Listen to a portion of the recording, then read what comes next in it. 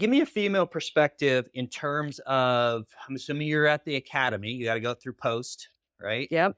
Ha- Were you the only one at the time? No, not in post. I was the only one at Nampa. Okay. When I got hired, so I didn't go through I got hired in November and I went through the academy in January. Okay. When I got hired in Nampa, so they'd had a female officer 15 years prior to me that she stayed with for 6 months and she was gone.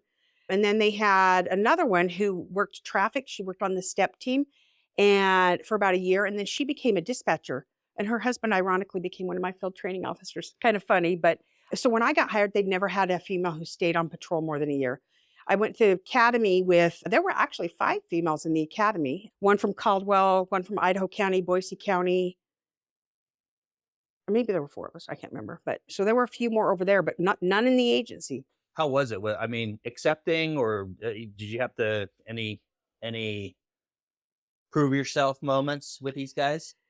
Yes. So I don't feel like as much in the academy as actually within my own agency. I actually, even getting hired here was very interesting. So I decided I wanted to work for Nampa, and everybody kept saying, don't put your eggs in one basket. So I tested Boise and Spokane, but I wanted to work here. I was committed to this agency for my internship.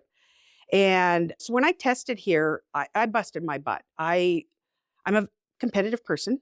I always say when I do stuff, I don't want to just, oh, you made it. Like I wanted to be number one. And I do that with a lot of stuff. Used to be really bad about it. Not quite as bad anymore. But where do you think that came from? I think it came from my childhood. I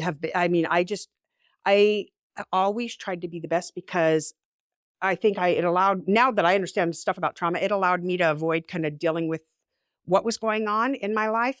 And if I could be this exceptionally, great at everything kind of person, like I didn't want to just be the cheerleader. I wanted to be the head cheerleader. I didn't want to run track. I wanted to be, the first place team. I've been, and when I didn't, I would quit stuff. Like I was bad at it. But so I busted my butt training Rick Wiley, and he used to work in the narcotics program here. And he was also a patrol lieutenant for several years. Him and Alan Creech I would go running with them. Like I was working on all sorts of things, practicing my oral board skills. So there were like 127 of us that tested. And I came out number 5 on the physical, the highest for a female, but I came out number 5 on the physical.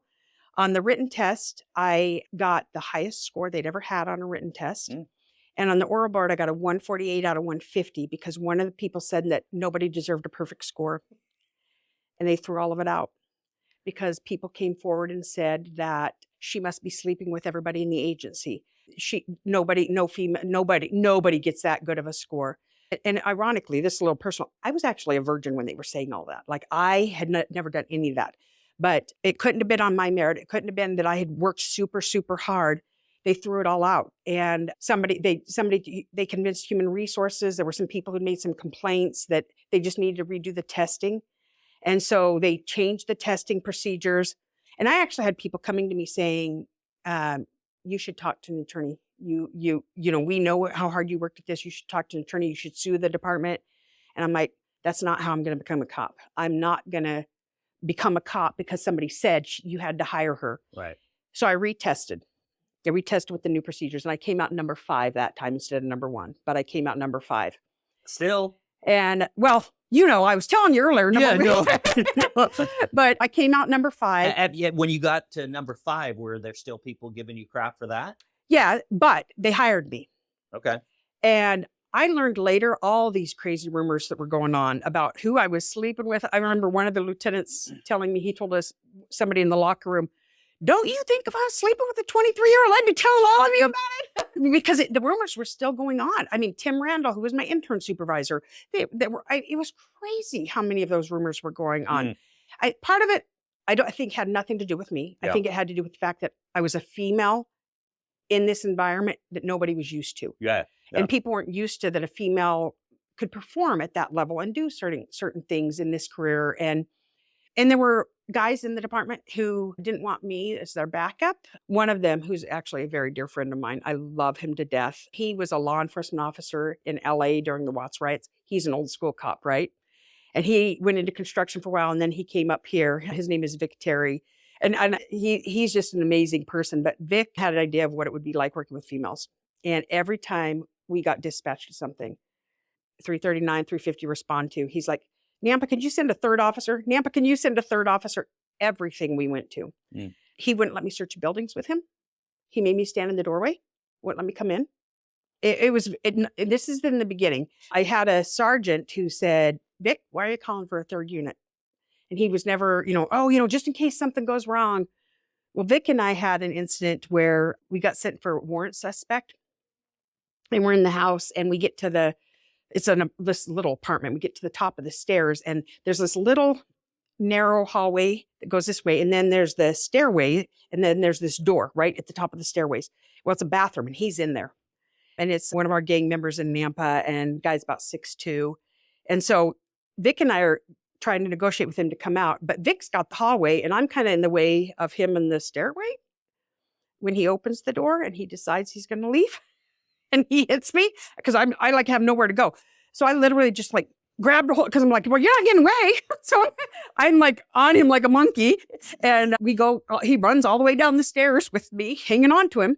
And I go to the bottom and then he lands on me and then Vic lands on him and Vic grabs his head and he pulls it up and he's macing the guy and I'm still on the bottom of the pile. I get a chance to grab my mic real quick and just yell, 350, we need backup. But it's, I'm yelling because we're fighting. Ironically, my husband, one of my guys that I work with was at my husband's job site when that happened. And my husband heard 350 on the radio yelling for help. But before the guys got there, we had him in custody. Vic never called for backup again. I think there was people that thought I was going to run, I was going to cry, I was going to give up. I mean, I don't know what they thought. Yeah. My sergeant said, I watched you fight. You scared the hell out of me. But, I think, back in the day I was, well, I'm still 5'4", but back in the day I was a lot, thinner than I am now. And I don't know, they just hadn't worked with females. And I had a lot of people who would drive around the houses on backup and wouldn't come to my call. A lot of people said they wanted to see me get my ass kicked to see how I'd hold my own. It was interesting. And I didn't learn about some of those things till a lot later in my career when other people said, oh yeah, he used to do this to you all the time. I had a girl who was an explorer who used to ride with the officers and watch it happen. They would just kind of watch from down the street to see if something would happen to me.